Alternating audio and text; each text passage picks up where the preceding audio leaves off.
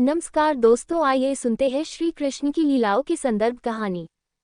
श्री कृष्ण ने कंस के कारावास में जन्म लिया और इनका जन्म होते ही कारावास के दरवाजे खुल गए और प्यारी गहरी नींद में सो गए। साथ ही आकाशवाणी भी हुई, बच्चे को नंदगांव में नंदराय जी के घर पहुंचा दो और नंदराय की नवजात कन्या को लेकर आ जाओ। ये श्री कृष्ण के महामानव होने का पहला संकेत था। कंस को जब कृष्ण जन्म की सूचना ली तो पूतना नाम की राक्षसी को कृष्ण को मारने के भेजा। पूतना ने कृष्ण को चुराया और अपने वक्ष पर जहर लगाकर उन्हें अपना दूध लाने लगी। श्री कृष्ण ने पूतना के वक्ष स्थल से उसके प्राण ही खींचे और शालकाय राक्षसी खुद मृत्यु को प्राप्त हो गई।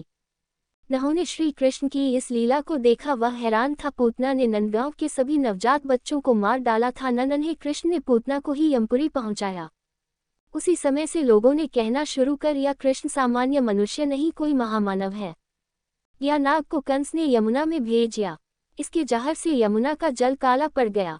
इस जल को पीने से पशु पक्षी और लोग मरने लगे।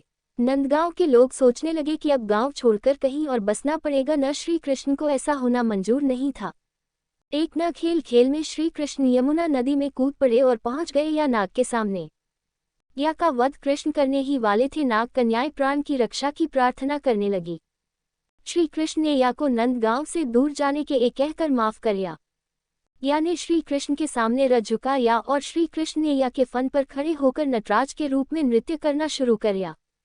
नंदगांव के लोगों ने जब इस दृश्य को देखा तो हैरान रह गए और उन्हें श्वास होने लगा, श्री कृष्ण महामानव है। इंद्र द्वारा मूसलाधार बरसात जाने पर नंदगांव के पशुओं और लोगों की रक्षा के श्री कृष्ण ने गोवर्धन पर्वत को अपनी छोटी उंगली पर उठाया और कई दिनों तक सब कुछ सामान्य चलता रहा। तब इंद्र को माफी मांगने के श्री कृष्ण के सामने आना पड़ा। लोगों ने श्री कृष्ण की यह लीला देखी तो उन्हें पूरा यकीन हो गया कि श्री कृष्ण मनुष्य रूप में भगवान है। और श्री कृष्ण के कहने पर गोवर्धन पर्वत की पूजा शुरू कर दी और तभी से हर साल गोवर्धन पर्वत की पूजा की परंपरा चली आ रही है। कंस के पहलवानों को तक करके कंस का वध करना सी सामान्य व्यक्ति के वश की बात नहीं थी। जैसे ही श्री कृष्ण ने कंस का वध या चारों शो से श्री कृष्ण के जयकारे गूंज उठे। श्री कृष्ण के गुरु नी के पुत्र की वर्षों पहले सागर में डूब जाने के कारण मृत्यु हो चुकी थी। गुरु अना देने के समय श्री कृष्ण ने गुरु के मन की बात जान ली और उनके पुत्र को वापस तक करके उन्हें लौटाया। जब गुरु ने अपने पुत्र को देखा तो उन्हें यकीन हो गया, श्री कृष्ण मनुष्य देह धारण हुए वास्तव में परमात्मा है। मरे हुए को करना सी मनुष्य या सामान्य देवता के वश की बात नहीं है। चीरहरण के समय द्रौपदी ने श्री कृष्ण का ध्यान किया था और द्रौपदी की साड़ी इतनी लंबी होती चली गई, दुशासन थक कर बैठ गया। इस तरह श्री कृष्ण ने द्रौपदी की लाज बचाई।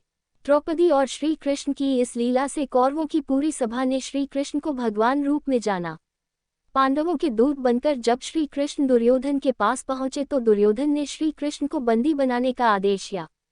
इस समय श्री कृष्ण ने अपना व्यय रूप धारण करके पूरी सभा को हैरान कर दिया। इस समय भीष्म और दुर ने श्री कृष्ण को विष्णु रूप में देखा।